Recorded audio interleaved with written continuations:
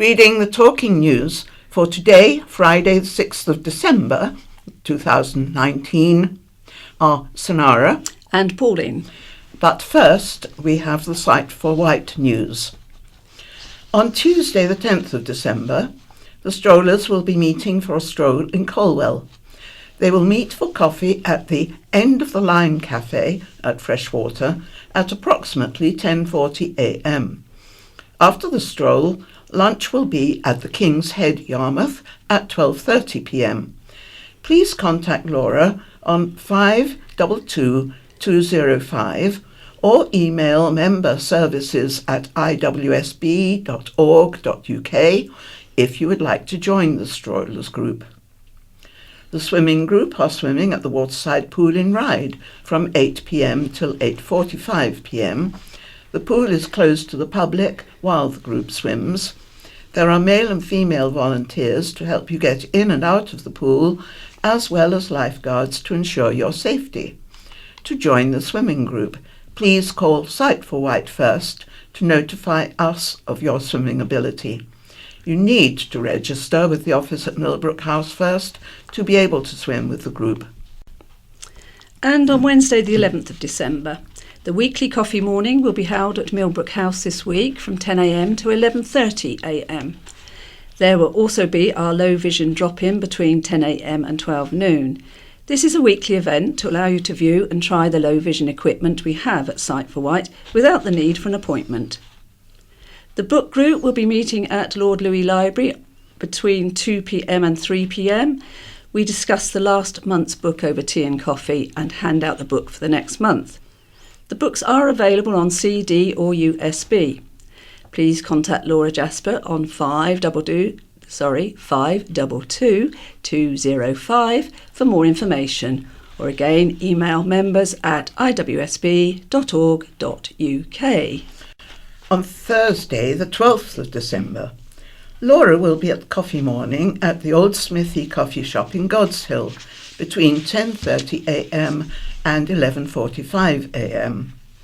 Our coffee mornings are run by staff and volunteers from Sight for Wight and are open to all.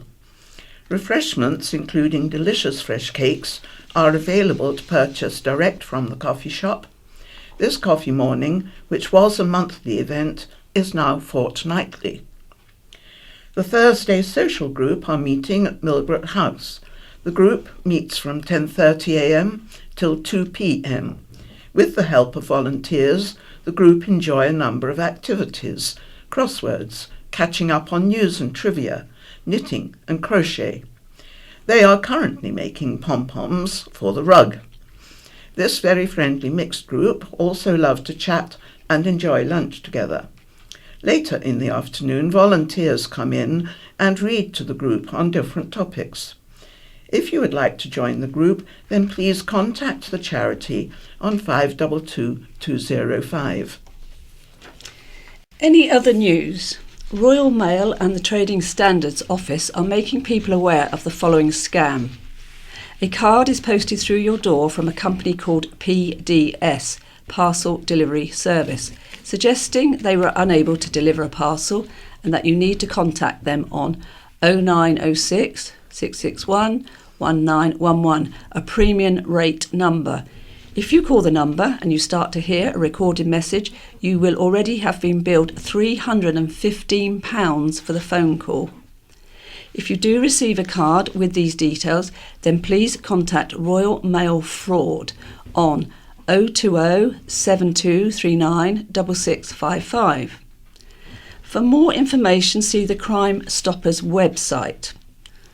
Please be aware that the premium rate number may change, but nevertheless, please do not call any number stated on card from PDS.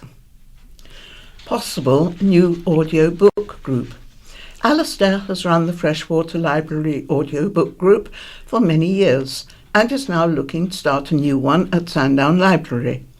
If you would be interested in joining the group, please contact Sandown Library on 402 748 with your name and contact details, and they will pass on your details to Alistair.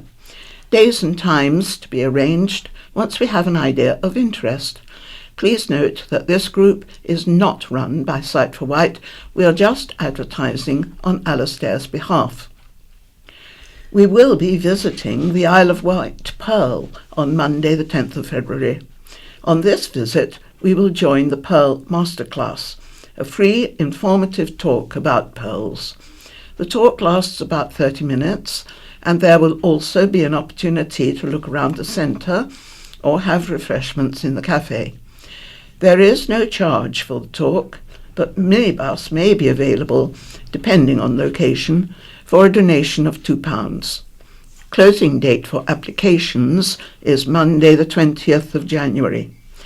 For further information or to book your place, please contact the charity on 522205 or email members@iwsb.org.uk. Please note that all activities are subject to demand and availability of volunteers for driving and supporting as a sighted escort guide. The Short Story Writing Competition Award Ceremony is on Monday 9th of December at the Riverside Centre, Newport, where the winners will be announced. Doors open at 6:30pm with the ceremony starting at 7pm, so if you'd like to come along then please do so. It's fun, it's festive, it's free. Melvin Hayes will be promoting the ceremony later in the programme. You can listen to Chris Kane, Marketing, Communications and Fundraising Manager, as the guest of Maggie and Calvin Curry from Vectis Radio, talking about this year's Short Story Writing Competition Award Ceremony later in the programme. This week's In Touch. RNIB Care Home employee speaks out about sale. In response to the RNIB announcing the sale of its 3 care homes and 3 colleges, In Touch has been contacted by an employee who says staff weren't warned their workplace was being sold. 23-year-old Josh McSentee lost his sight 3 years ago in a horrific car accident. He found he was still able to do martial arts jiu-jitsu and is setting up classes for sighted and visually impaired people. He tells us why jiu-jitsu works for him. What's in the party manifestos for visually impaired people and how accessible are they?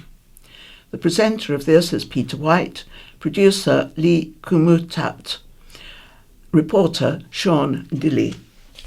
And on to the one and only headline, my Thai, Thai, jail hell. Locked up for 5 months, quizzed by FBI on the Isle of Wight. An Isle of Wight man endured 5 months, locked up in a series of Thai jails, and has been quizzed by the FBI after he witnessed a US citizen die behind bars. Kai Isaacs of Freshwater is now back on the island after his ordeal. He said the FBI came to the Isle of Wight to see him to find out more about the controversial death at the Immigration Detention Centre in Bangkok. Kai held the man in his arms as he died on May 21st and said the man had been picked on by foreign detainees for being American. The death was reported as heart failure, but Kai said he was severely beaten. Kai, 35, ended up in jail on a visa overstay charge. He had entered Thailand in August last year to visit his Thai girlfriend, a Thai woman, on a standard 1-month tourist visa. He had wired $2,000 over in advance, but found someone had withdrawn the funds before his arrival. He said he was left with no money for a return flight and ended up staying in the country for 6 months and was arrested for breaching Thai immigration law when he handed himself in, preparing to come home. He was sentenced to 9 days in Pattaya Nong Pla Lai jail, where he was in a room with around 150 Thai gangsters and murderers before being transferred to 2 police stations, where he said he was kept in something akin to a cage at both. He was then moved to the Immigration Detention Centre, which again had about 150 people in one room, sleeping in rows of 10 on the floor. It was a notorious, nasty place. There were people from 47 different countries, including suspected terrorists. Their own countries didn't want them back, so they had been there for years. They ran the place. There was a bit more respect for me because I'd been in there for quite a long time, a lot longer than normal for Westerners, but it was the worst few months of my life. I was the peacekeeper in there and tried to keep the room clean. It was horrific. As with all these men, the water was only on for a few hours a day, and some people were pulling worms out of their bodies. It was disgusting. There were 40 different nationalities, but some spoke English. Kai was deported in June and returned home. He said the FBI came to the Isle of Wight and took a testimony from me. I've got to go to the USA to stand as a witness at some point. Kai was born and raised on the island and went to Carisbrooke High. He had previously holidayed in Thailand several times without incident. Now, trying to recover from his ordeal, he is not in good health. He said, I've been pretty sick, but it is nice to be back home, even though I've been suffering anxiety attacks. I'm not allowed back into Thailand for 5 years, but I've got no interest in going back to that country whatsoever. 5 candidates bidding to be the next MP for the Isle of Wight appealed to the next generation at the youth hustings last Wednesday.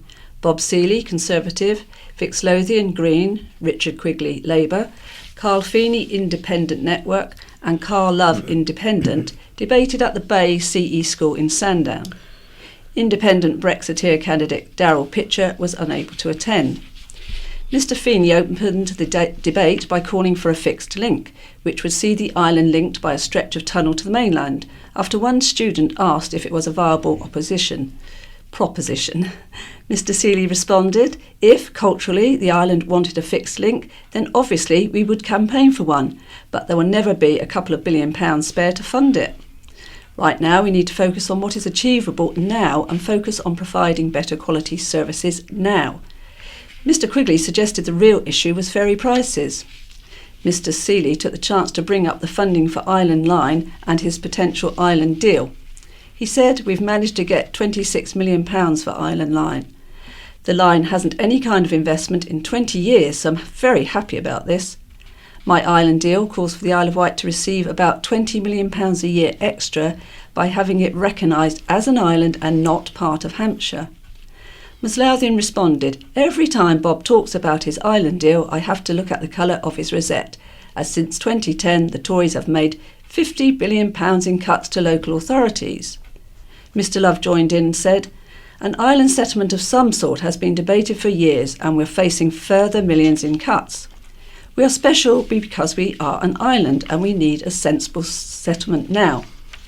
Mr Quigley added, Bob has voted twice for cuts to local authorities. Around here you can pin a blue rosette on a clothes peg and it will get voted in if we aren't careful. Dine in company this Christmas.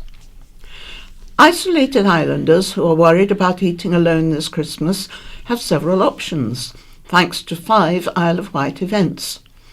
HUK, Isle of Wight, and Rouse Financial Planners will host a Jingle and Mingle meal for elderly people on December 18th at Barton Manor, East Cowes. Proper Vintage, Independent Arts and their Sing About group, Grace's Bakery and Orchard House Care Centre are just some of the organisations which have donated time and resources to the festive event. Alex Hugh of Rouse said, we have been overwhelmed by people's generosity with donations of time, resources and money, and we have only got this far with their help. We're so grateful to everyone who has come forward. community project Donate It, Don't Dump It, DIDDI, is part of the Free Food for Sandown initiative. They have arranged a free 3-course Christmas lunch for 30 people on December 15th, with funding provided by the Co-op and Tesco and Christmas presents from Wight Fibre.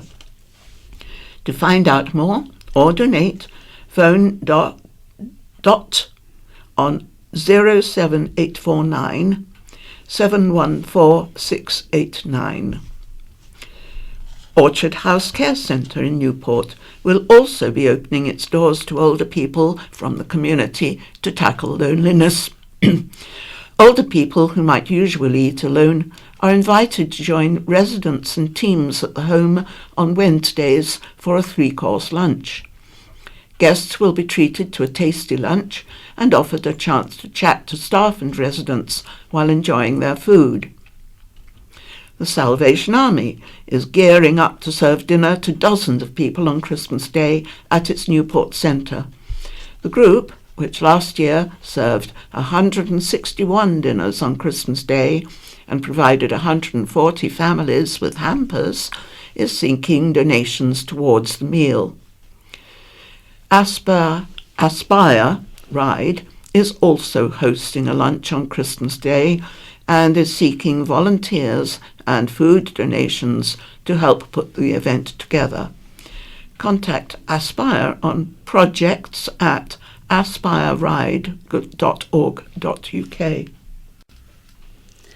Ability Dogs for Young People has declared a mini crisis after struggling to secure volunteer help with suitable puppy parents in particularly short supply. Carol Court, the charity's chief executive and a volunteer herself, said, "We are a small island charity and like to take on 6 new baby puppies each year. If we are not able to find puppy parents for them all, we will not be able to help as many disabled young people." The organisation is looking for volunteer puppy parents to love and train the animals. It will provide food and equipment, cover all veterinary costs and provide puppy training classes. The charity is also looking for foster puppy parents who can look after a training ability dog puppy for short periods, and volunteers to help in its charity shops with fundraising, admin and general maintenance. Anyone interested in helping can call the charity on 216246. Polling changes. Changes have been made to some Isle of Wight polling stations ahead of the general election, with a number of venues unavailable so close to Christmas. The Isle of Wight Council said 6 polling stations would move, affecting voters in Nettlestone, Seaview, Rookley, Shorewell, Newport and Cowes. The polling stations at Nettlestone Primary School and St Peter's Undercroft Seaview will move to a new single location at Seagrove Pavilion. The polling stations at Rookley and Shorewell Village Halls will move to Rookley and Shorewell Methodist Churches, respectively. 9 Acres Primary School in Newport will replace St John's Church Hall, and Northwood Cricket Club will replace the Isle of Wight Community Club in Cowes. The returning officer has no powers to order the use of venues other than school or council buildings for elections. A police campaign targeting drink and drug drivers during the Christmas and New Year period will be launched on Sunday. Operation Holly will target drivers in Thames Valley, Hampshire and the Isle of Wight between December the 1st and January the 1st in a crackdown on the destruction and distress caused by collisions involving those under the influence. Police said the message of the campaign was "It's not worth the risk" and warned drivers not to drink alcohol or take drugs, then get behind the wheel. During the month-long campaign, officers will be carrying out breath tests, drug tests and field impairment tests. Members of the public have been urged to report drink and drug drivers with as much information and detail as possible so they can be targeted by calling police on 101 or Crime Stoppers on 0800 555 111. If a driver is an immediate risk to the public and themselves, call 999. On average, 20% of all fatal collisions involve an impairment from drink or drugs. Councillor accidentally approved houses. A controversial planning application looks likely to be reconsidered after concerns were raised about the way it was approved. At a meeting of the Isle of Wight Council's Planning Committee last month, approval was granted for a development of 17 houses at Gibwell Field between Nettlestone Hill and Seaview Lane, Nettlestone. An amendment to the original plans was proposed by Councillor Jeff Brodie to replace a reference to sheltered housing with appropriate affordable housing, which was then voted on. But confusion in the council chamber after the main vote was taken twice meant that development was approved by one more vote than it should have been, after Councillor Vanessa Churchman accidentally voted in favour. She said she had planned to vote against it. Chair Councillor Chris Quirk also told members incorrectly the motion could be amended after it had been passed.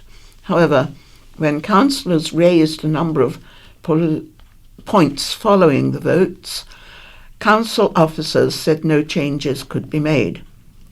Monitoring Officer Jeff Wild has now recommended the decision be reconsidered by the committee following concerns raised about voting and procedural issues. The Gibwell Field plans were submitted by SGJ Bloombridge in 2012 and have changed dramatically. Earlier proposals included allotments, more houses, a community hall and a First World War memorial.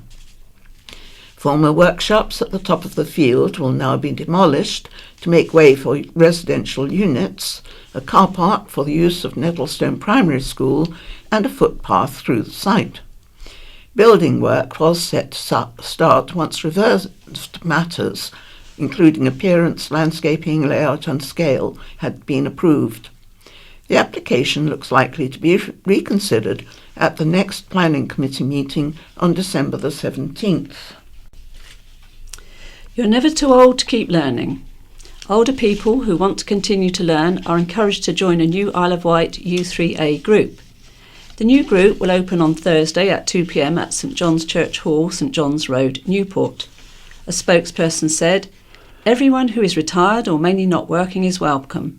Although it is election day, we would like people to come along before or after they have voted and register their interest." U3A is a self-help educational charity which encourages older people to continue to learn. Members can form groups to learn about anything that particularly interests them, and resources are available to support them. There will be a monthly meeting with a speaker, and the first will be beekeeper Mary Case on January the 9th. Tragic Sam was found by his friends, inquest hears. Close friends found the body of a man who took his life near Gurnard Beach, the Isle of Wight Coroner's Court heard last week.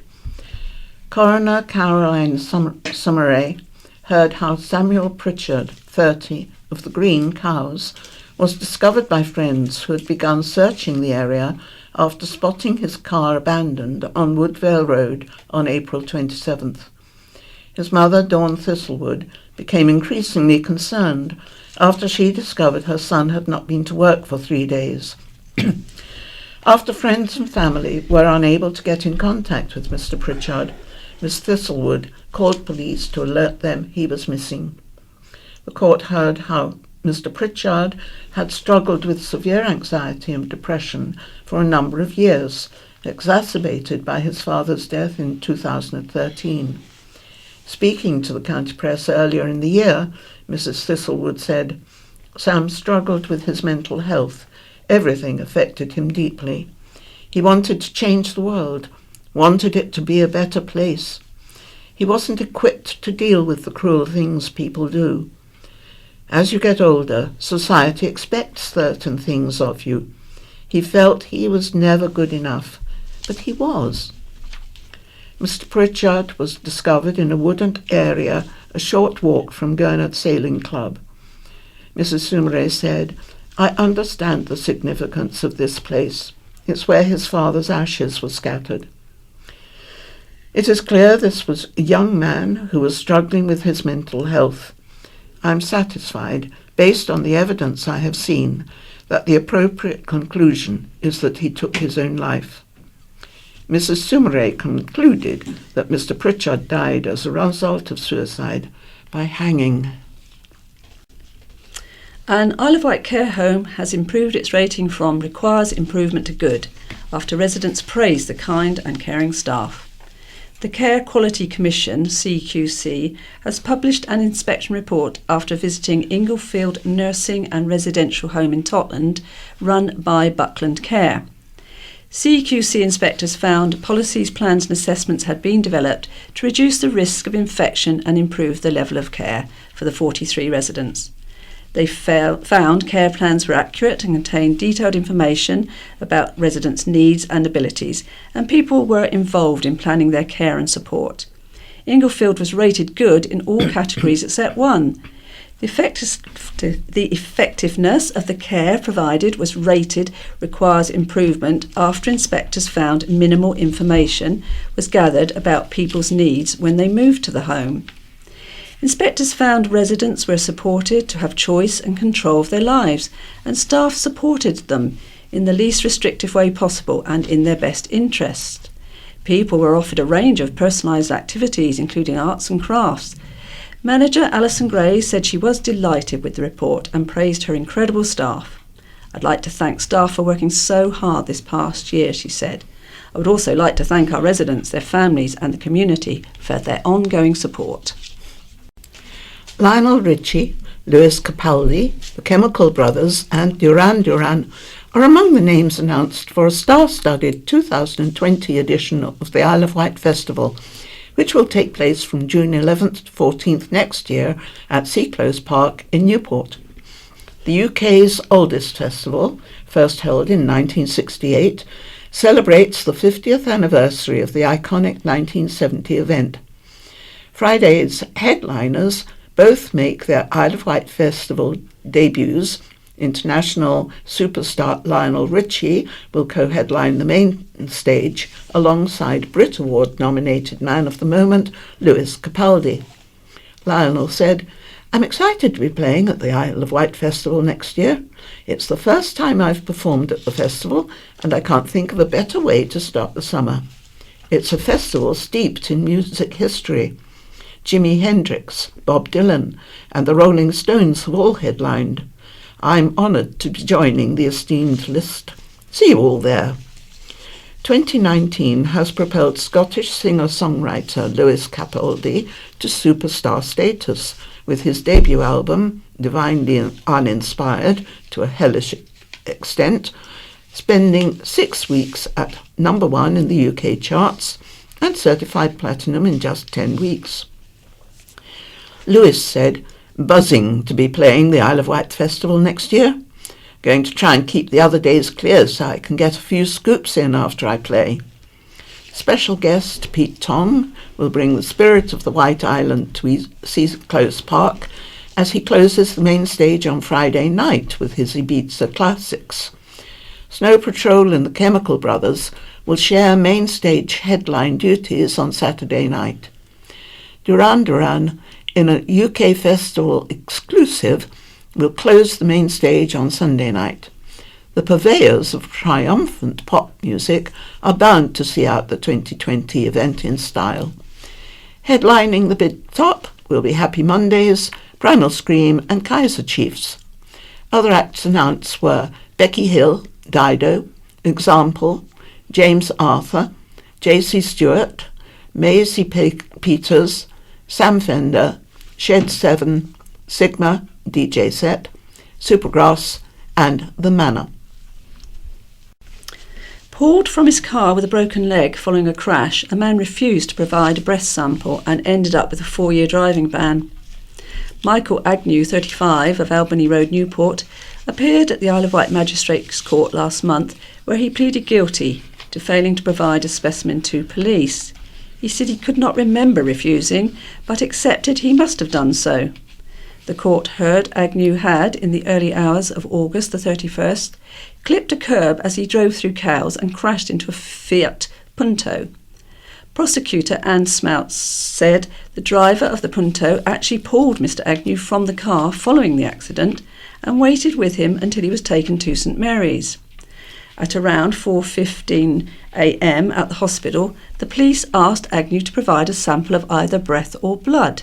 He refused, stating he was in immense pain with his injuries following the crash.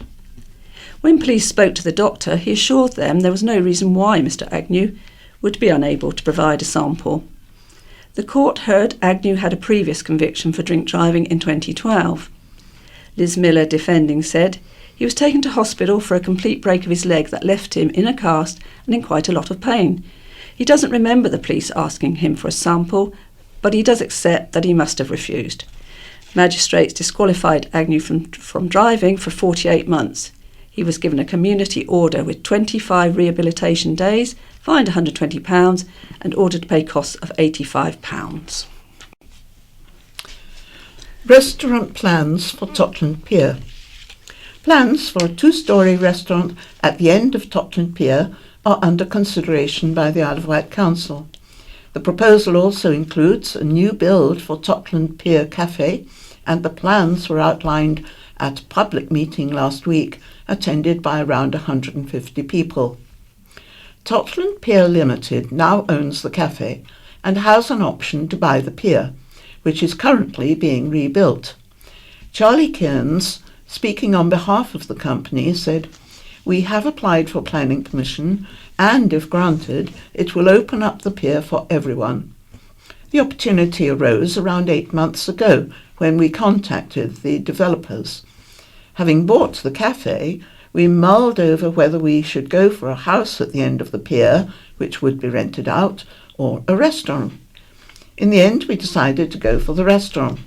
If we get planning permission, it will have 120 covers and will specialise in seafood with local ingredients and local suppliers.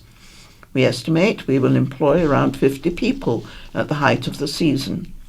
The cafe will also be rebuilt over 2 storeys and will have an open gangway to allow people access to the whole of the pier. Restaurateur Charlie grew up in Yarmouth. Totland Beach was a special part of my life when I was growing up, and my grandfather used to have a beach hut there. It has special memories for me. We had a lot of positive feedback from our open meeting. Now we have to wait for planning. If we get the go-ahead, once we start on the cafe, we hope to have it open again in May. The restaurant we would expect to be open for the summer of 2021. Seaview's Ben Ainsley, the most successful Olympic sailor of all time, will be a huge draw for island yachting fans in Cowes when his GB crew take part in the spectacular Sail GP series next summer. Ainsley, who will be at the GB team helm, believes Sail GP, dubbed the Grand Prix of yacht racing, will improve his team's chances of becoming the first British winner of one of sport's oldest trophies, the America's Cup, in 2021. The Sail GP race series, established by former America's Cup holders Sir Russell Coutts and Larry Ellison, the American tech billionaire, will see each team race in foiling 75-foot catamarans, which will make for a level playing field. There are 5 Sail GP events scheduled for next year, starting in Sydney in February. Then the competition will move to the United States for events in San Francisco in May and New York in June, before it returns to Cowes over the weekend of August 14th-15th. The British leg of the inaugural Sail GP was held at Cowes last August, which proved to be a huge crowd pleaser for island sailing lovers. So having the Islander, a 4-time Olympic champion, racing in Cowes next year will prove a massive draw for yachting fans. Sail GP has proven itself as one of the most exciting sailing leagues with top-level competition and racing in iconic venues across the world, said Ainsley. GB will be pitted against top crews from Australia, China, France, Japan and the USA, with the winners earning a $1 million prize. Deadline delays lead to PFI payment issues. Milestones not met by Island Roads in regard to the Highways PFI contract meant that the Isle of Wight Council exceeded its debt limit by £13.6 million. At a recent meeting with Council's Audit Committee, failures to meet set milestone deadlines were highlighted, and due to the complexity of accounting, the authorised limits for the amount of PFI and finance lease debts had been exceeded by £13.6 million between April and September. The Council said because the PFI contractor Island Roads had not achieved its agreed milestones, capital payments have been substantially delayed and therefore the debt has increased. Speaking at the meeting, Dave Evans, the Council's strategic manager for highways and transport, said the Council had agreed to extend some completion dates to ensure standards were met. He said, "The milestones are substantially complete. We just haven't had the appropriate people dotting the P's and crossing the T's to make sure we can actually pay those milestones." Councillor Stuart Hutchinson, Cabinet Member for Finance and Resources, said they would be failing in their duty if they paid without the assurances. It was approved to increase the operational debt limit from £101.2 million to £125, and the authorised limit from £110 million to £135 million. Since the meeting, Island Roads has met its targets from 2019, with one now remaining in the core investment period, which ends in 2020. An Isle of Wight Council spokesperson said, "Accounting for PFIs is a complex matter. Unlike more traditional capital investment arrangements, where external borrowing is undertaken by the Council to finance the investment, no external borrowing is undertaken by the Council to finance the investment into the island's roads under the PFI arrangement. However, the investment made by Island Roads into the highways is to be repaid back to them annually through the contract payments over the next 20 years. Until those contract payments are made, it is accountable for as a debt, even though no external borrowing has been undertaken. The exceeding of the debt indicator mainly reflects a change in the profile of the payments to Island Roads." Plans to cut maintenance and IT jobs at Cowes Enterprise College have been scrapped. It was announced last month the Ormiston Academies Trust, OAT, would consult with staff, pupils and parents on whether to make 130 staff redundant at 38 academies, but it's now been decided not to. Unison South East Regional Secretary Steve Torrance had warned the proposed cuts would put the safety of pupils and staff at risk. Maintenance staff are responsible for conducting fire safety, building checks and maintenance emergencies. An OAT spokesperson said, as well as a well-run and financially responsible organisation privileged to serve 29,000 pupils, many from disadvantaged backgrounds, we will continue to invest in school improvement, teaching and learning and our wider team. Jail for dangerous driver. A dangerous driver will spend Christmas behind bars after crashing into parked cars in Ventnor last Friday evening. Jamie Mobley, 39, of no fixed abode, admitted criminal damage, aggravated vehicle taking, dangerous driving and driving without insurance at the Isle of Wight Magistrates Court on Monday. He was remanded in custody for sentencing at the Isle of Wight Crown Court on January 10th. Debris scattered across Newport Road when Mobley, in a Volkswagen Golf, collided with two parked cars just before midnight. A crisis appeal has been launched to save Wessex Cancer Trust, which could be forced to close. The self-funded charity, which provides free emotional and practical support to anyone living with cancer on the Isle of Wight, in Hampshire and Dorset, needs to raise an emergency £600,000 by January the 31st, 2020. The charity, which has been supporting local families for almost 40 years, has seen a 30% increase in demand for its services this year. It was also hit by 65% reduction in people leaving a gift in their will and the decline in the high street, which saw its shop sales fall 15%. A large previously notified gift has been delayed, and the factors have combined to tip the charity into a crisis situation. The Isle of Wight's newly refurbished centre in Newport, which provides support for more than 1,000 islanders each year, recently reopened following a £100,000 fundraising appeal. The charity's Daisy buses complete more than 20,000 passenger journeys each year, providing a vital link for Isle of Wight patients going to mainland hospitals. Barry Rinaldi, Trust Chairman, said, "Since 1981, Wessex Cancer Trust has been there for local people at a particularly tough time in their lives. We work tirelessly to give people a safe place to get support, regardless of age, gender or type of cancer, away from a hospital environment. We do not receive any government funding and rely on voluntary donations and fundraising. We have worked tirelessly to make cost savings but now have no other option than to ask for urgent help. This is not a Christmas appeal or a planned campaign, it is a last resort. We've never needed to run a crisis appeal before, but now urgently need to raise £600,000. And that's all from us for now. So it's goodbye from Sonara. And goodbye from Pauline. Right, now for the second part of the county press, and it's Lynn here. And Paul here, and I'm going to start with the letters. First letter is Politics of Envy leads to attacks on independent schools. And this is from Mark Waldron, headmaster at Ryde School. It is good to see education discussed in the county press the 29th, as it is to date a neglected part of the election campaign, but one which will have a profound impact on our island's future. The Labour Party nationally is more honest in its open hostility to independent schools than our local candidate.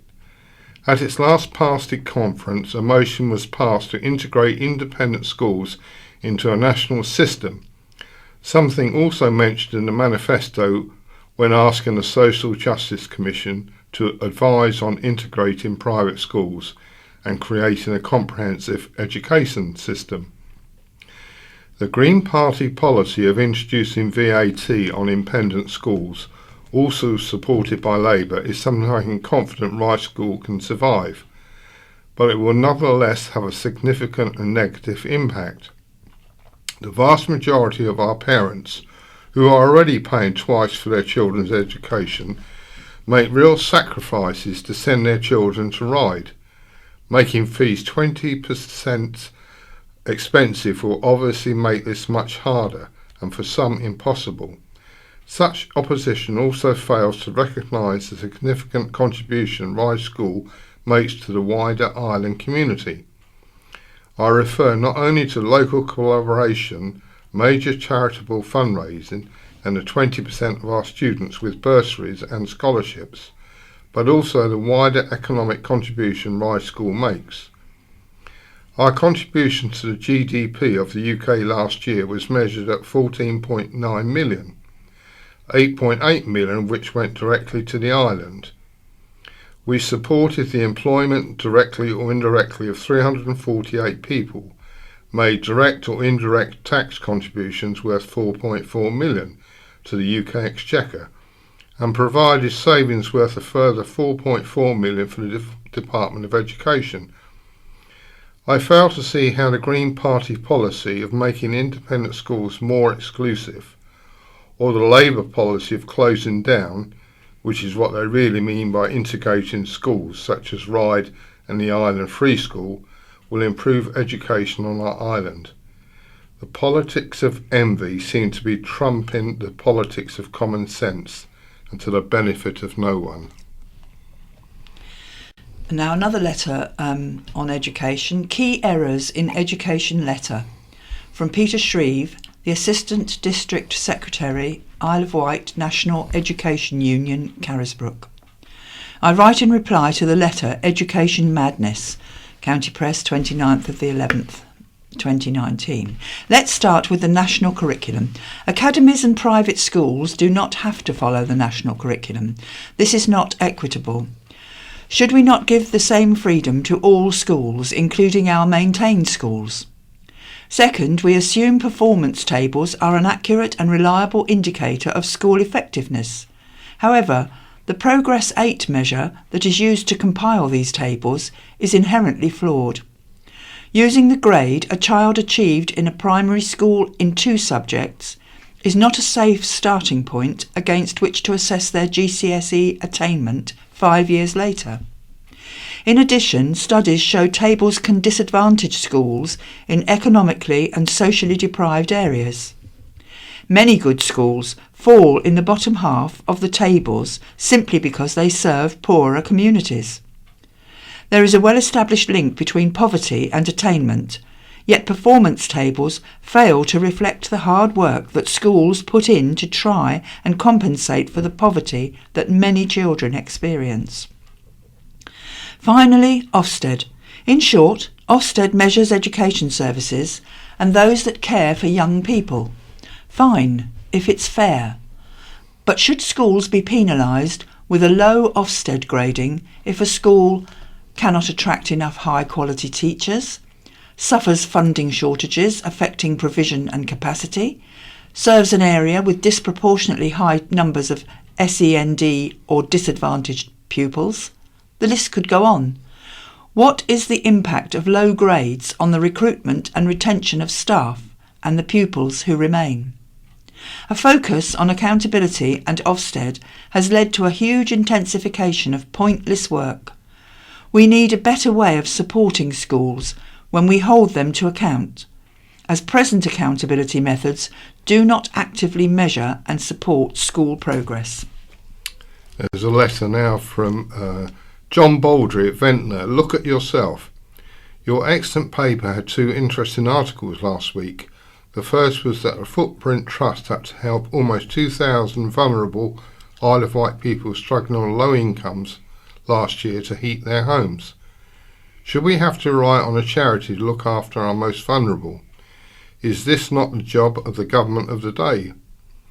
The second article was that our MP Bob Seeley said on the Sunday Politics programme on BBC TV that Ryde School and the Island Free School will be closed if the Greens or Labour won the election. No such claim was made by either Labour or the Greens, but considering Mr Seeley's boss is a serial liar, perhaps Mr Seeley is taking lessons from Mr Johnson. We have had almost a decade of Tory rule. In that time they have managed to decimate our NHS, which only survives due to the dedication and commitment of the staff. They have also managed to bring our school systems to its knees with drastic funding cuts. The prison and probation services are also at breaking point. We all know how cuts to local authorities have had an impact on our lives, with public services in tatters. We are the 6th richest nation on earth and as such should expect the best, not the mediocre services delivered by this government. The way a state should be judged is how it looks after its poorest, not how it looks after its richest. When polling day arrives, search your conscience very hard before putting your cross against a Conservative candidate. To the Tower, a letter from W.G. Wills from Newport. I'm quite sure the majority of voters are sick of politics and politicians, but hope that the forthcoming election will finally resolve matters. I am dismayed that democracy in this country is being eroded, not by the public, but by the very people who profess to protect it, viz. The politicians. I am under the impression that the majority of votes for a cause would be accepted. Not so. The leaders of some parties have decided to oppose the will of the people, and venality is probably the cause. Their main objection to Brexit is always that it would entail catastrophe. But capitalism will always find a way to succeed and will result in change, not necessarily catastrophic. Frankly, I wish we were at an earlier Elizabethan period so we could confine them immediately and easily to the Tower. A letter now, mixed message from Steve Cowley at Wellow. Vix Lothian says she does not want to see any schools close in the West Wight. I agree with her on this. Yet it was Daniel James, chair of the local Green Party, who proposed moving Yarmouth School to Freshwater, which would result in the closure of Yarmouth Primary, with disruption to the children's education and irreparable damage to the community. This plan was discussed by Freshwater Parish Council, of which Mrs. Lothian is a member and Mr. James is vice chair. Closing Yarmouth and moving it to Freshwater was their best option for keeping a school in Freshwater. Freshwater parents and community have not been supporting their school, whose pupil numbers have dropped drastically as it had not been providing a good education for local children. The consultation for the proposal to close All Saints has just closed. Now All Saints is Ofsted rated good. Why are Mrs. Lothian and Mr. James not campaigning to keep it open? Maybe the elephant in Freshwater is the half-promised, not guaranteed, funding for a refurbished school. New buildings do not guarantee a good education for children. A good school is one well supported by its parents and local community, and statistically it's likely to be a small school such as Yarmouth. My concern is that all West Wight children get the best primary school education available in this time of austerity, which will continue under this government's spending plans. It's certainly time we invested properly in our children's education. Send and their teachers pay. Although budgets will be cut again next year, smaller and good schools will still deliver a good education where they are supported socially and financially by local communities in which they are embedded, as is Yarmouth Primary. The risks are too great, says Neil Oliver from Cowes. I have grave concerns re UKOG announcement re oil drilling on the Isle of Wight. The definition of fracking, which UKOG is clear it is not doing, is very limited within tight parameters, but other oil extraction methods may be used with impunity. The risks to our drinking water supplies and our aquifers are immense. The problems of waste disposal are incalculable. The risks are too great for a paltry amount of oil when we should be ceasing the use of fossil fuels altogether. It is incredibly ironic on the Isle of Wight, where we lead the world in renewable energy technology. There's a letter. Who are we? From Hans Bromwich at Cowes. We have the Conservative leader of the House of Commons appearing to suggest he is smarter than those who died in the Grenfell Tower fire. Just dwell for a moment and reflect on how disrespectful and outrageous such an opinion is to the families and victims, many of whom contacted emergency services and died because they complied with expert advice to stay put. More than 2 years on, the government appears to have done precious little to speedily remove similar, potentially dangerous cladding from residential accommodation elsewhere. The question voters and the public need to reflect upon is, do they, as individuals, really care? On December the 13th, we will discover what kind of people and society we believe in and truly are. Value for money from Anna Hardy in Shanklin. Which candidate for election would be brave enough to invent a law that would give taxpayers rebates for each pound of our money they waste? Road surfacing has been delegated to Island Roads. Yes, but who is responsible for overall planning? Just as our pavements have been beautifully resurfaced, they were all dug up again for installation of broadband cables, then again repaired, in brackets. This week, they decided to completely resurface the car park in Yaverland when there was nothing wrong with it. It was in perfect condition and I could not believe it. Plus, the toilets were closed, so where were the 10 Island Roads workers going to pee? And what about the dozens of dog walkers who visit that beach daily? Does the council ever communicate with anyone?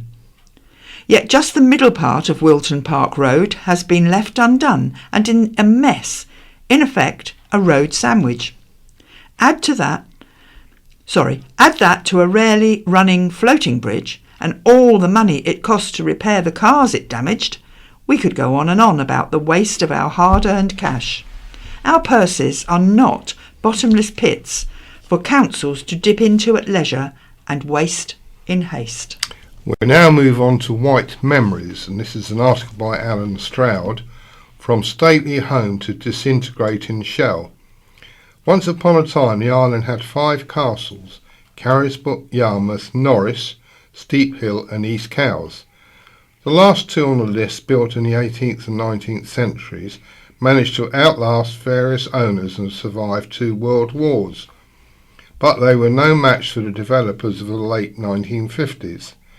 It was the castle's misfortune to become old and run down at a time when the past was out of fashion and housing estates were all the rage. If only they had hung on just another 10 years, things may well have been different.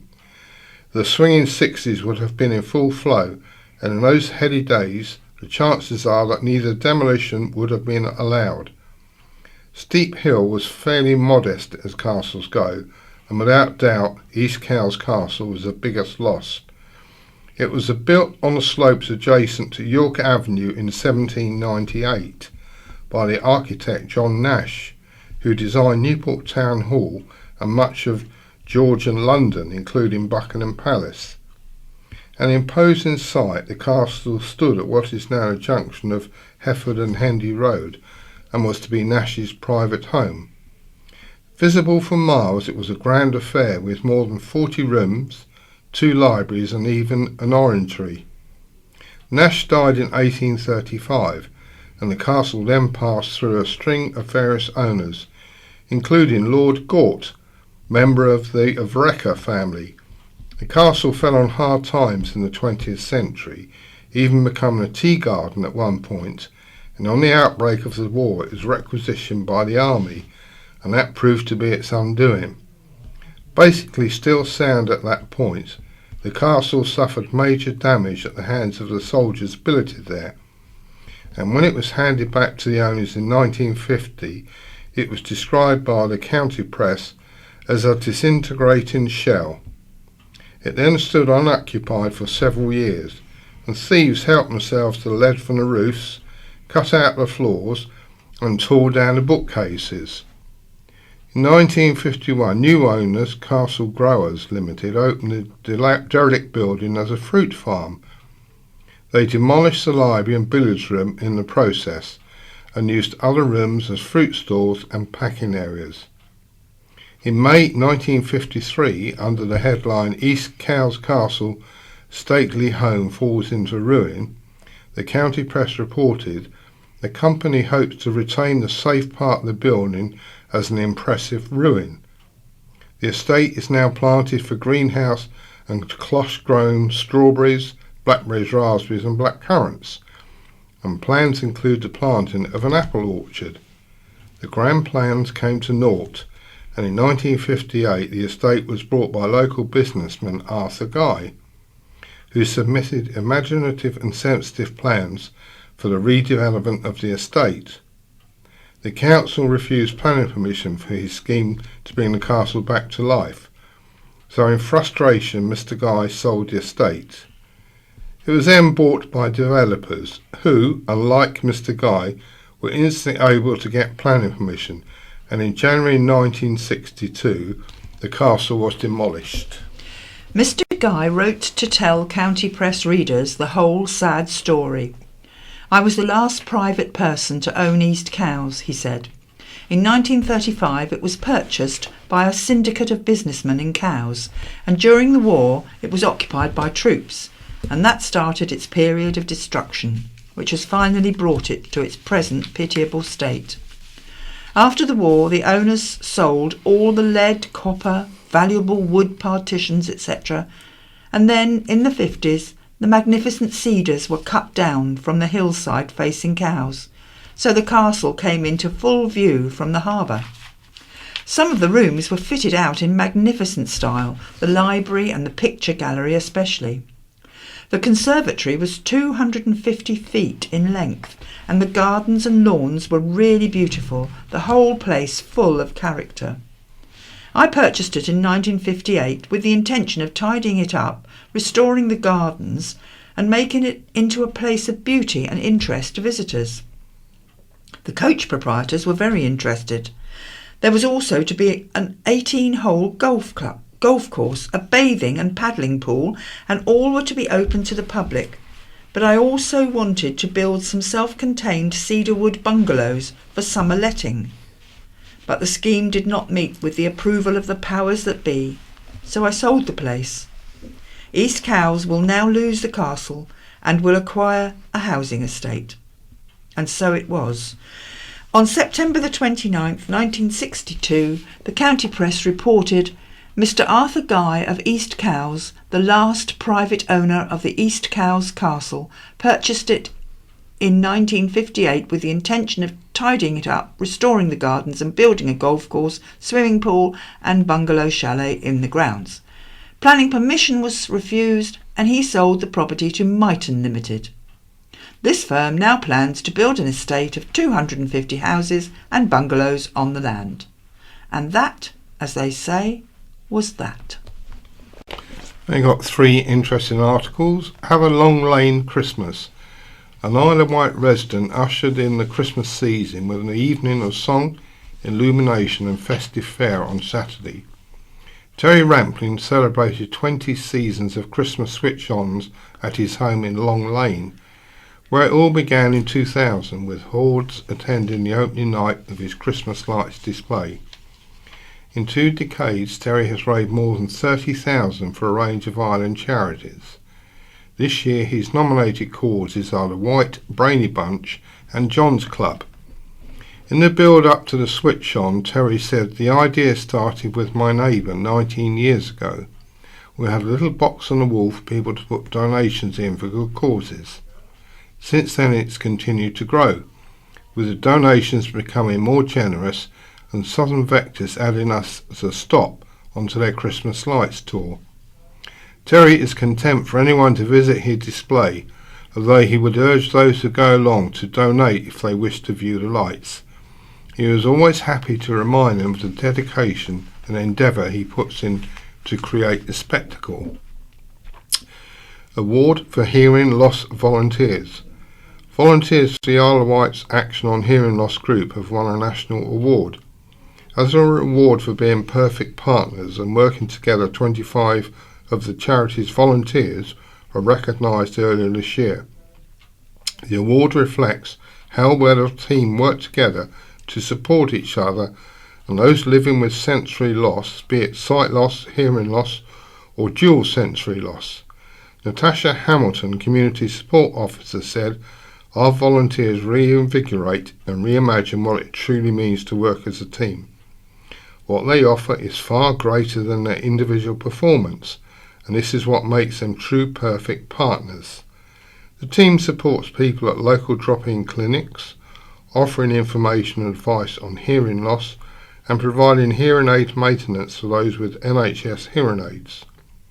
Volunteers also support the Sensory Service team by installing specialised assistive equipment such as TV listeners and alert systems, and run coffee mornings, information events and fundraisers." 2 volunteers travelled to London to collect the award, and the team then had a local celebration at their offices for everyone involved. "We are always looking for new volunteers to join our wonderful team," said Natasha. "As a volunteer, there's the opportunity to learn new skills, share laughter and friendship, and makes a real positive difference to people living with hearing, sight or dual sensory loss." The last of these 3 articles, 9 Acres learns about Europe.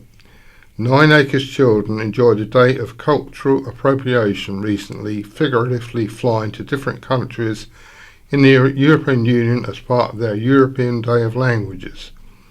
The primary school children celebrated the annual event, encouraging language learning across Europe, with a fun-filled day learning about all the different countries and their cultures.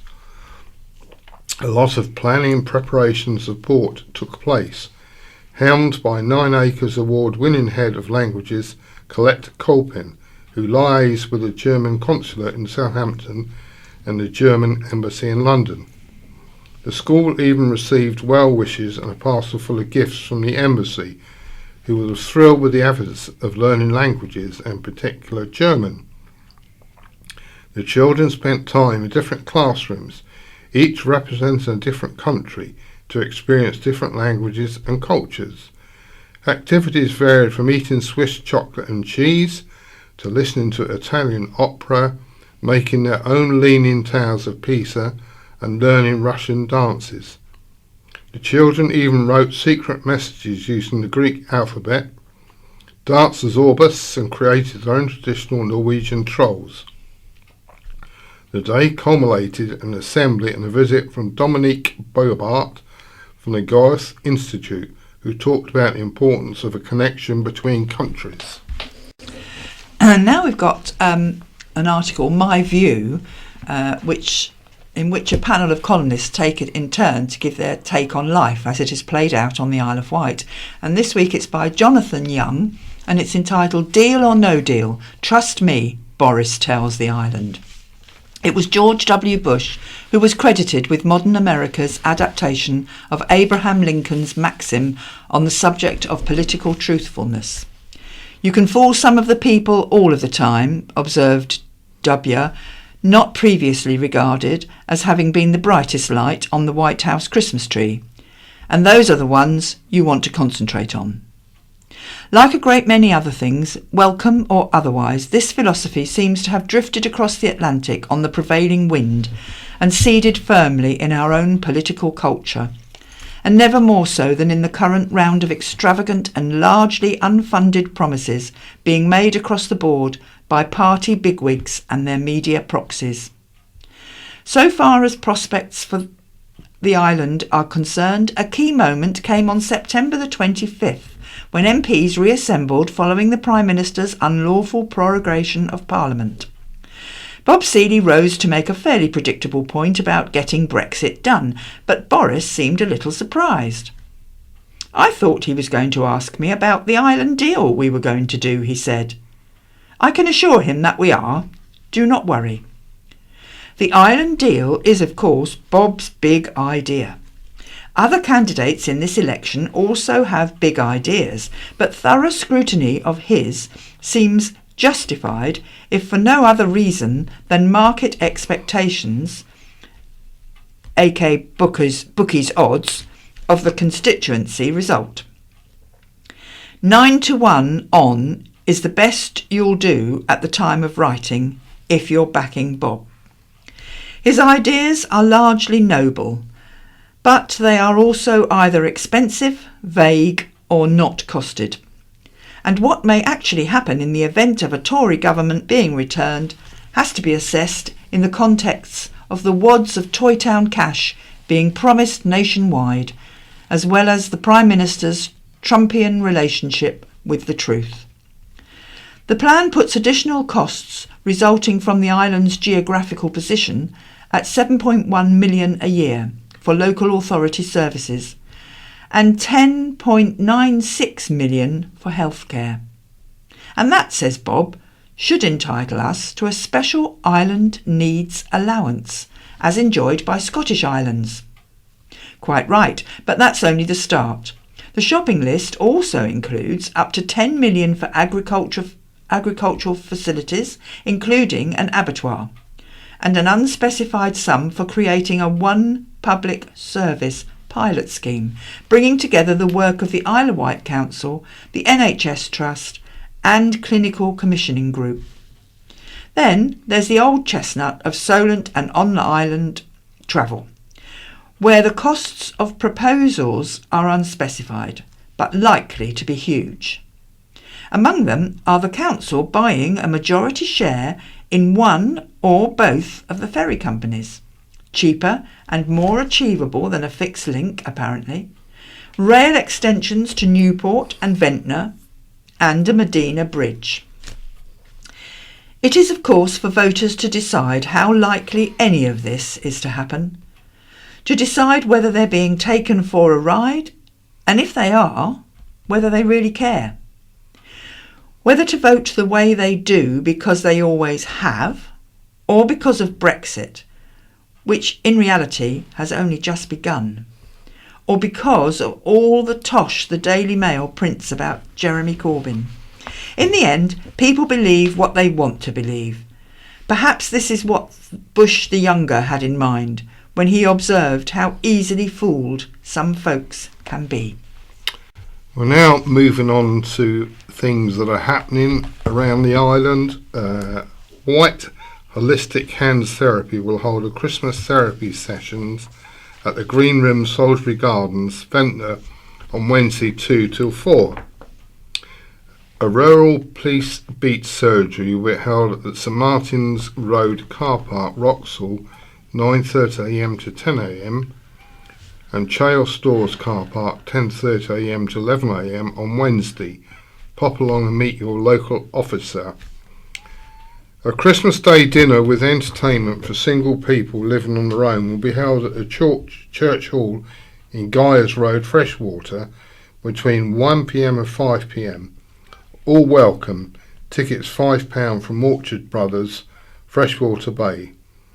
Local lifts can be arranged by phoning Kelly Daniel 759 662.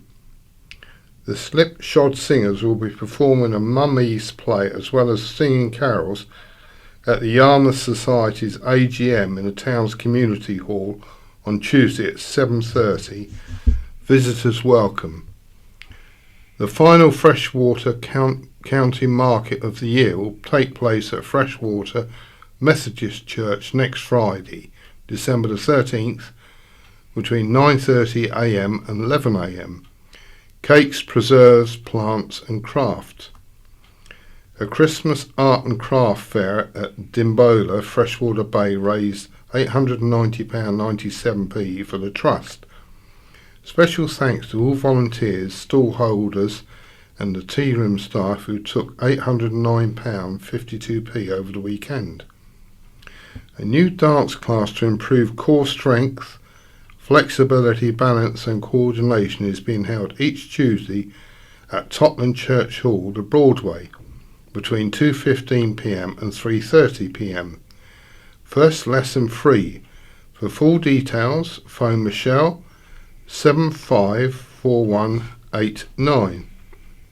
Freshwater and Totland Archive Group has relocated to the Memorial Hall that plans to maintain a presence in Freshwater Library on Friday mornings between 10am and noon. Appointments can be made at archiverescue@hotmail.co.uk. Dinner was held at Royal Silent Yacht Club, Yarmouth, in honour of Chris Waddington, who has retired as chair of Yarmouth Carnival Committee after 15 years at the helm. It was also announced Jen Allen, wife of Yarmouth Deputy Mayor Jamie, who owns the River Yard Boatyard, will take over as the new chair. More than 50 committee members and volunteers paid tribute to Chris, who originally said, I just will help out, but it went on from there. It's been a wonderful carnival week and what Yarmouth is about. So many visitors say their towns have nothing like this, and it's our special event. Jen said, I'm excited and a bit scared to be taking over the reins. This means so much to the town and our visitors, so it's important we continue the tradition. Committee members Anne Kyle and Pat Lester, pictured with Chris and Jen, presented Chris with an engraved silver ice bucket with an elephant on the lid. Pat said elephants have fantastic memories, so it is a reminder to Chris of the wonderful memories of his 15 years in charge.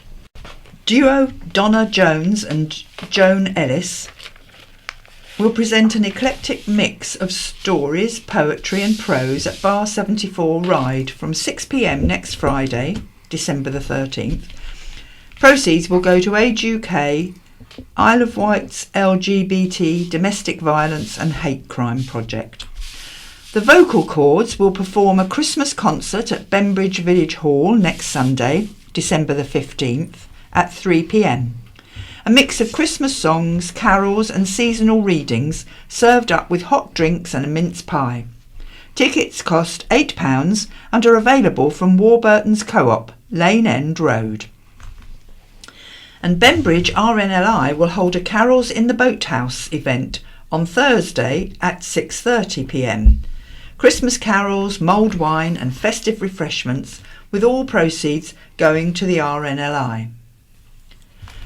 A pop-up cafe for the bereaved will be held at God's Providence House in Newport on Wednesday. Meet others, share stories and get peer support. No need to book, just turn up. To chat first, call Sue on 07922 577735. Light Up a Life carol service featuring the Arreton St George's Primary School Choir and Shanklin Town Brass Band in aid of Mountbatten will be held at St George's Church, Arreton on Thursday at 6:30 p.m. Cowes Concert Band will bring the sounds of Christmas to East Cowes Methodist Church on Monday at 8 o'clock in the evening and Newport Methodist Church next Monday, December the 16th at 7:45 p.m. The concerts will feature a variety of new and old Christmas-themed music and traditional carols.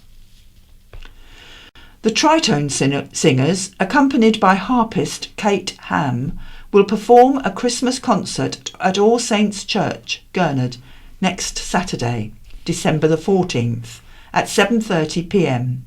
This year, the Chamber Choir celebrates 20 years under the musical direction of Richard Wilkins. Tickets cost £8 and are available at www.tritonesingers.com or at the door. And a mulled wine coffee morning will be held at the parish room at St Mary's Church, Cowes, on Tuesday, 10 o'clock in the morning till noon. All welcome for mulled wine, tea and coffee, mince pies and a raffle. I move on to some shows at Shanklin Theatre during December. Friday the 6th and 7th is Footsteps Dance Studios, 7:30. Sunday the 8th is Big Girls Don't Cry. That's a Four Seasons tribute, 7:30.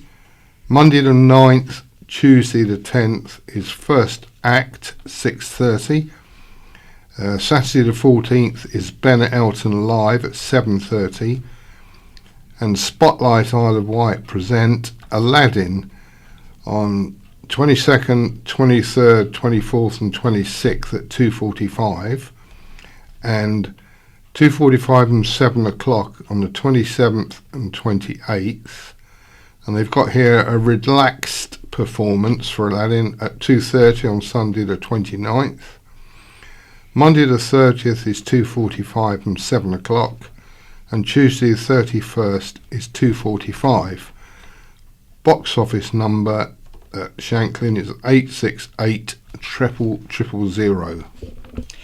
And if you want to take grandchildren to the pantomime at Medina Theatre, which is Dick Whittington, don't forget, if you book your seat by telephone on 823-880 and ask for seats in row K, you will find there are no steps to negotiate.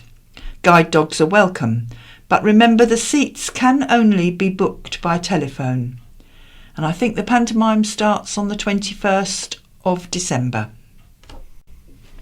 They got a show in pole position for high visitor figures. Robin Hill's News Christmas Extravaganza, Polar, opened last Friday, featuring rides, Santa, a larger-than-life moving polar bear, festive entertainment and beautiful Christmas decor throughout the park. The event proved fun for all the family, all finished off with a mesmerising magical show. The park was illuminated with dozens of Christmas trees, including one so tall it was difficult to see the top of it. The magical experience featured walkways adorned with lights, giant illuminated presents, marshmallows for toasting, stilt walkers, and a quartet of carol singers. Children could meet Pippa the polar bear, then find out more about her in the finale, which was set in an amphitheatre. The show stars singers, circuit skill artists, and young Ireland actor Oliver Back as the boy who lost his favourite polar bear toy. The surprise twist at the end was pure delight to warm the hearts of all ages in the audience. Poll is on selected dates until December the 21st. Subject to ratification, a new world sailing speed record around the island has been set. Not only has Jersey sailor Phil Sharp set a world record, he smashed it. Sharp set a new record of 5 hours, 5 minutes and 4 seconds for a single-handed monohull up to 40 feet aboard Class 40 race boat Ocean's Lab on Sunday. Once the time has officially been confirmed by the World Sailing Speed Record Council in the coming weeks, he will see his achievement included in the Guinness Book of Records. Sharp beat a record that has stood for just over 2 years, previously set by Alex Alley in 6 hours 29 minutes 32 seconds. The Channel Islander, who set off from the Royal Yacht Squadron Cowes at 8:24 a.m, circumnavigated the island at 1.29 p.m, averaging a speed of 9.8 knots or 18.10 kmph. Sharp adds to this to his 2 existing records when he crewed in the Around Great Britain and Ireland race and the single-handed Cowes to Dinard race. Commenting on his record-breaking adventure using zero-emission technology, he said, "On the day it was very cold, fast, adrenaline-packed sprint. My objective was to aim for 5 hours, which was always going to be tricky when dealing with gusty conditions solo. At times the gusts were quite severe, which kept me on my toes. Getting the record was about raising awareness for the need to accelerate clean energy innovation in the maritime sector." A St Helens author pens a book on the 1950s England skipper. A St Helens author has written the official biography of David Shepherd, the England cricket captain who went on to be a Church of England minister and Bishop of Liverpool. Andrew Bradstock's book was published this week entitled Batting for the Poor. The Islander has spent the past 4 years researching the book, which details Shepherd's career as both a leading sportsman and a high-profile bishop. While at Cambridge in the 1950s, Shepherd set a string of batting records which have never been topped. Capped for England while still a student, he played 22 times for his country and was captain twice. He went on 2 MCC tours to Australia and New Zealand. Shepherd was later in the forefront of the campaign to end apartheid, taking the unpopular step of advocating a sporting boycott of South Africa. He was a leading critic of MCC over its handling of the D'Oliveira affair in 1968. In Liverpool, Shepherd forged a path-breaking partnership with his Roman Catholic counterpart, Archbishop Derek Warlock.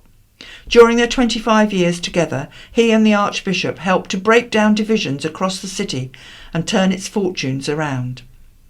Shepherd was the driving force behind the 1985 report Faith in the City, which played a major role in changing attitudes to the inner city in both church and government. Shepherd died in 2005, aged 75. Batting for the Poor, which has a foreword by Archbishop Desmond Tutu, draws on Shepherd's private papers and more than 300 interviews. Born in Croydon, Andrew moved to the island in 2004 when he married his wife Helen, who grew up in Freshwater. He has spent most of his life teaching in higher education and from 2009 to 2013 held a professorship in the Department of Theology at the University of Otago in New Zealand. He is an emeritus professor of the University of Winchester and a fellow of the Royal Historical Society. Andrew has dedicated the book to his late father-in-law, Canon Brian Fessy, the former head teacher of Swanmore Middle School, who died in 2017, and his 2 grandchildren, Ella and Toby Afonso, who live in Newport and go to Cowes Primary School. I'm afraid that's all for today, so it's goodbye from Paul. And goodbye from Lynn. BBC Sounds. Music, radio, podcasts. No shortage of political parties telling you what's in their manifestos. But how often during this election campaign have you heard the words blind, visually impaired or partially sighted? Well, we're about to put that right, if we can. And meet a man who's always up for a fight. Hand goes to your elbow, Yeah. and then the right hand chops your wrist. And can you feel that? I could feel that, Josh, yes. So, Why, Josh McKenty has been showing me a few jiu-jitsu moves. But first, a big response to our interview last week with Matt Stringer, the Royal National Institute of Blind People's new CEO. The RNIB's decision to sell its remaining residential care homes and colleges has left almost all of those who got in touch with us angry and disappointed, and regarding this as another example of the organisation moving out of providing direct services. One of those who got in touch was a long-term employee at one of the care homes affected. Their account of how the news of the sale was delivered rather differs from the one we heard last week. Well, we've agreed to respect their anonymity, but this is what they told us, verbatim, read by a BBC producer. So a couple of weeks ago we were sent a letter. I can't remember the exact wording, but it was basically a meeting scheduled for 2 weeks ago, and to attend an important meeting. I did attend after one or two people suggested I go. And in the meeting, anyhow, he read out a statement which is very jargony, and basically saying they're transferring over the care to another organisation, which basically means sell, which I've subsequently worked out. That was challenged in the meeting by a few others, the sell word, but it was all about transferring care. There was absolutely no knowledge prior to that the homes are going to be sold. And what were you told about the reasons for this? Again, very jargony. They did kind of admit softly that maybe perhaps RNIB weren't the best people to manage care homes, and that they wanted to look at working in the community as opposed to helping the few help the many. What was the reaction of the people there and the other people where you work? Well, I guess when you're not prepared for that information, that is, again, I keep saying jargony, then you can't really respond correctly. People were asking questions about safety of the job, etc., what's going to happen to residents. But I guess it's only till after the meeting and being able to understand what transfer means, sell, that people have actually got it. And then there's a sense of, well, not really surprise. I think it's been coming a while with the RNIB in the care homes, but disappointed. Were there opportunities then to talk to the people who'd come to explain to you what was happening? Within that meeting, there was opportunity to ask questions and talk, yes. But like I said, if you're not prepared and you're given a statement in that moment, you can't process and digest and then respond. What's your view about the situation at the care home where you work, the state of it, the relationship with the RNIB? The place is pretty shoddy. It needs some love, care and attention massively. I mean, it might sound really shallow, but the wallpaper, the carpets, some parts of that building have not been touched in, a long, long time. Going forward, because the building, for example, has been left without much love, care and attention, that whomever buys the care homes will have to invest heavily in it. So, therefore, it could actually be a positive. I don't think you can run these care homes in the state that they are and make it work if you don't invest initially. So in that respect, it's a positive. I have no idea about the care of the residents, for example, in the specific care of their eyesight. I don't know what's going to happen there, but there it is. Why have you agreed to talk to us? Why did you contact us in the first place? That's a good question. Because carers generally, I feel, are not valued or overstretched, and there isn't really a voice. And I heard about your programme, and because of what your programme is about, people with sight loss, I thought this is a sort of direct line to let people know about a large organisation that really, sells itself ironically on being the chieftain of expertise with people with sight loss. And so this is an opportunity for me to address some of those issues. Do you feel you're taking a risk? Well, there's plenty of care work out there. when you care so much and you feel, you're not being heard, then it has an opportunity to be heard without putting yourself at too much risk, then it could be worthwhile. Have you raised it with the RNIB? Yes, I don't think at this late stage, like I said, I know that they're trying to wrap things up nicely, but what can they do? Because they're selling, so it's done. And what assurances have the staff had about jobs, for example, and security? So those on contract, whether that's a zero contract, full-time, part-time contract, will transfer over to whoever the new organisation will be. And so thereafter, once it's in the hands of another organisation, a year from now, who knows? Well, this is what the RNIB told us in a statement. Staff at all the affected care homes, schools and colleges have known the services have been under review since 2017.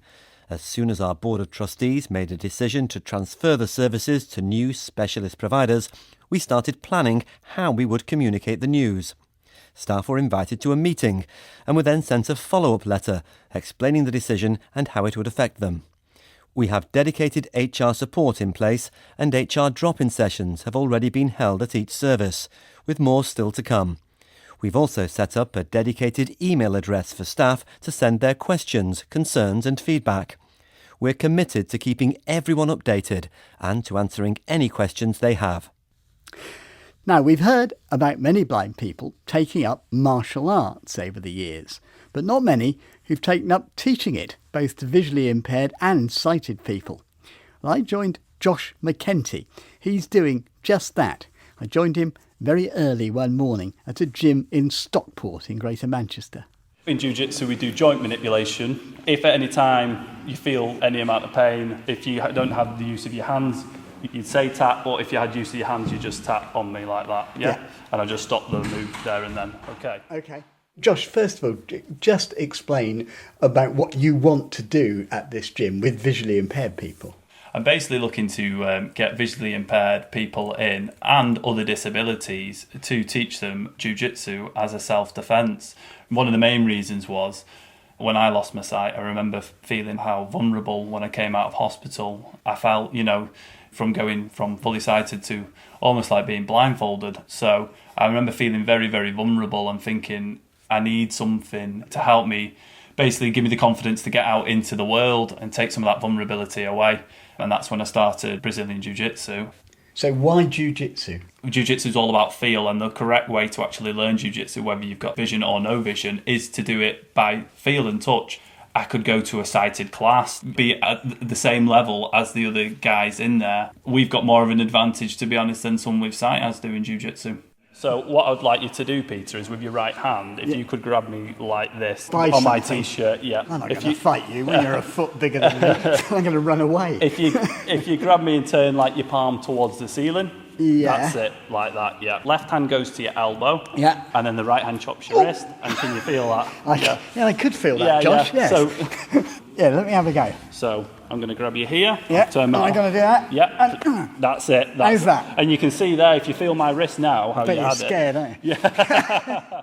Now, let's just find out a bit more about your situation, because you lost your sight only 3 years ago. Mm-hmm. Can you just explain what happened? 3 years ago, myself, my brother and my cousin went and bought a classic car in Derby. We brought the car back and I'd had the car 4 hours when the car had a mechanical failure and sent my car into oncoming traffic. Unfortunately, I had a head-on collision with an oncoming vehicle, which resulted in multiple life-changing injuries, and it nearly cost me my life as well. I was very lucky to survive the accident. I severely broke both legs in two. Pretty much everything above my mouth had to be rebuilt, including my eye sockets, my nose, my forehead. I had a bleed on the brain and brain damage from the accident. Oh yeah, I broke my little finger, but other than that, I was fine. It almost sounds as if you almost regarded the loss of sight as one of the more minor things that happened to you. I don't know if I'm reading that in. No, that's right. Yeah, no, you're bang on there. I felt so fortunate to survive the accident and to walk away that the result that I had no sight, that went from 20/20 vision to complete darkness, it almost made it easier to come to terms with because I felt so fortunate to be alive anyway. So if I had no sight, then so be it. You seem to have got yourself back on your feet very, very quickly. Why do you think that is? There's no guideline that I can give you, but from my experience, I woke up in the hospital and I told myself with utter conviction that I'd turn this into a positive and I'd make sure that this wasn't sort of the end for me. I sort of told myself that I've got a new start to a new kind of life with having no sight, and that I'd make the most of it. Just to go back to the accident, which you say was a mechanical fault that you inherited with the car. Have you had contact with the person who caused your accident? Yeah, I've spoke to the man just to let him know that I've recovered and that I'm doing well, just to hopefully put his mind at ease a bit, because I mean it's one of them things where it's nobody's fault. It's just the way it is. But you could have sued, couldn't you? That's right. Yeah, I could have done. Why didn't you? I didn't want to affect somebody else's life by suing them and taking the assets they have. I'd rather let the guy know that I'm okay, I don't blame him at all, and move on with my life. Now, we've been talking to you about the jiu-jitsu classes and your martial arts, but what about work? I've been working since I was age 18, so I lost my sight when I was 23, and I had got savings up to that point, and I carried on saving after I lost my sight. So I've just bought my first property to renovate and sell, actually. So my idea is for the long term is to do a property and build up the money for the long run and my security that way. When I got into the jiu-jitsu, the teaching, I found a great passion for teaching, and it all comes down to me being able to help people through jiu-jitsu, and that's what I'm really aiming to do. If I can make the world a better place than what I found it by helping others, I will die a happy man. So, long-term ambitions? The long-term ambitions for me really are to get my registered charity number for my charity Inner Strength Sports, and then the main goal is to set up my own fully accessible jiu-jitsu gym where I can teach a full array of different disabilities, including, wheelchair users, and have the correct equipment for that. Josh McEntee, and you can find out more about his plans on our website. Now, since the general election was announced, In Touch has already looked at the problems of voting secretly and independently if you're visually impaired. But what if you want to actually read the party manifestos in detail without relying on 60-second sound bites? And what will we find specifically affecting us if we do? Well, we've asked two politics watchers to do the heavy lifting for us. Sean Dilley is BBC reporter. Bethany Dawson is a freelance journalist focusing on politics and disability, who's just been researching manifesto accessibility for an article in The Independent. So, Bethany, if I can start with you, what were your overall conclusions about accessibility? The overall conclusion is that there is no continuity between the parties as to the amount that people are doing. There is such a varied degree of who is doing what for which people. When it comes to the manifestos, some are much more accessible and cater for many more needs than others. At the time of writing the article for The Independent, Labour had not published any accessible formats. However, now they have published their audio manifesto, a Braille manifesto, an easy read manifesto, and a BSL video of their manifesto. The Conservatives have now online got an audio and a BSL manifesto on their BSL, website. of course, is British Sign Language. Sorry. They also say on their website that there is an easy read, large print and Braille manifesto available if you call or email. When I called the number listed, I was informed that I had to email. I emailed a week ago, and I am indeed still waiting for my easy read manifesto. And what about the Lib Dems? It does not say on their website that anything additional is coming, but that of course doesn't mean that it isn't. They currently have an audio manifesto, an easy read manifesto and a British Sign Language manifesto. And just explain what you mean by an easy read manifesto. So an easy read manifesto is a much shorter version of their complete manifesto. It has policy points condensed down to single sentences using very simplistic language, and they have imagery supporting the policy to explain to people of all different abilities what they are pledging to do for the electorate should they come into power. So, if you can actually find a manifesto that you can read, what are you actually going to find in it that's relevant to visually impaired people? Let's go to you, Sean. Can we start with benefits? Because obviously that is something that people who are on them are concerned about. Yes, I think both the Conservative and Labour Party seem to recognise that some people have found PIP assessments, particularly reassessments, that's personal independence payments. Yep. Quite distressing, of course, having to prove and reprove disabilities. The Conservative Party have said that they would be looking to reduce the number of reassessments for anybody who's in a position where their condition is unlikely to change, such as people with congenital blindness who have no sight whatsoever or very low sight. Labour, in contrast, say that what they would like to do is to get rid of the existing current system.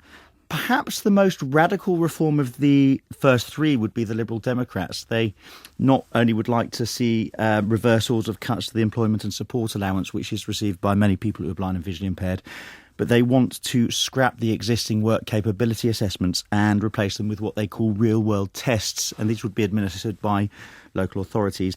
Also, just to point out, although, universal credit doesn't specifically apply to people who are blind and visually impaired or with disabilities, many people in categories, of having a disability or visual impairment would receive universal credit. And again, there's a stark contrast between the Conservatives, who wish to continue to roll out the 6-in-1 benefit, including sort of housing benefit and whatnot, and the Labour Party, who say that they would scrap it. And there are cost implications to both, of course.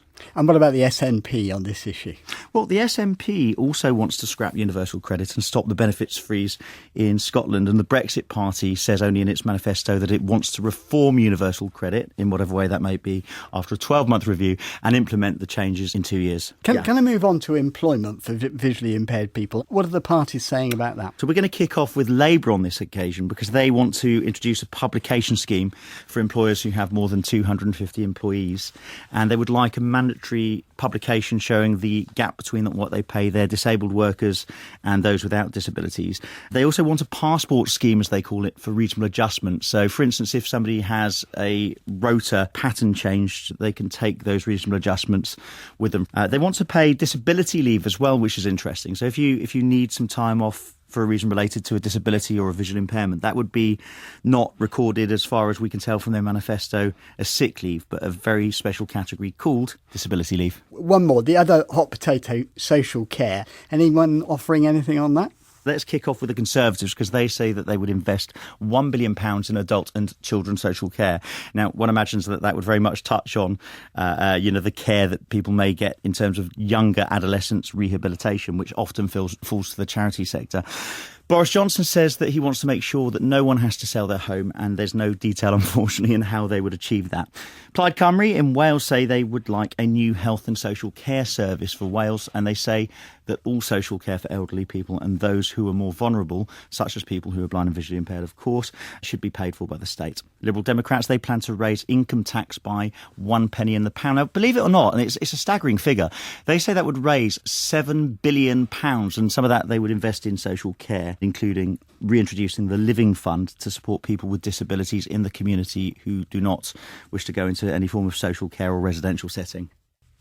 Bethany Dawson, Sean Dilley, thank you both very much. And that's it for today. You can call and leave a voice message on 0161 836 1338. You can email in touch at bbc.co.uk, or you can go to our website. That's bbc.co.uk/in touch, from where you can download tonight's and previous editions of the programme. From me, Peter Wight, producer Lee Kumatat, and the team, goodbye. The scaffolding news for Friday, 6th of December. For Ryde, Seaview and Bembridge, put all together, there is scaffolding and a cherry picker. Boots, 170 High Street, Ryde. 9 Park Road, Player Street, Ryde. Flat 31 to 36 Marymead in Ryde. And 2 High Street, Bembridge. There's a cherry picker only at Mountain Warehouse, 168 High Street, Ryde, and the junction of Park Lane at Seaview. And skips are present at 27 Greater Preston Road in Ryde. And in the Cowes and East Cowes areas, 1 Bath Road, Cowes, 42 Regency House High Street, Cowes. Cameos, that's 16 Bath Road, Cowes, 5 to 7 York Avenue East, Cowes, and 134 St Mary's Road, Cowes. And there's a cherry picker at the Fountain Inn Hotel, Town Quay, Cowes.